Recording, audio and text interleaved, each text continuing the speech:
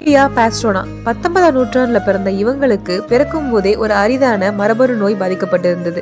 அதனால இவங்களோட முகத்திலையும் உடம்புலையும் ஃபுல்லாவே முடி வளர்ந்திருந்தது. காதும் மூக்கும் வழக்கத்துக்கு மாறா ரொம்பவே பெரிதா இருந்தது. அது மட்டும் இல்லாம பற்களும் வரிசையா இல்லாம குறுக்கும் நெடுக்குமா வளர்ந்திருந்தது. தன்னோட அம்மாவோட பாதுகாப்புல இருந்த அவங்க தன்னோட அம்மா இறந்த பிறகு மாமாவோட பொறுப்புக்கு வராங்க.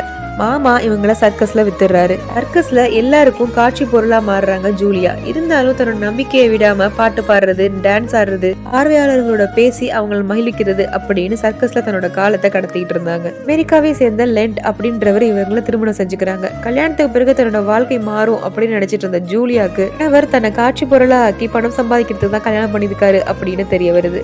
உலகம் முழுவதும் சுற்றுப்பயணம் மேற்கொண்டு ஜூலியாவை குரங்கு பெண், பஃபூன் லேடி அப்படின்னு காட்சிப்படுத்துறாரு. 25 வயசுல ஜூலியாக்கு குழந்தை பிறக்குது. அந்த குழந்தைக்கும் மரபணு நோய் தாக்கப்பட்டிருக்கு. பிறந்து 3 நாள்லயே இறந்து போது ஜூலியாவும் இறந்து போறாங்க.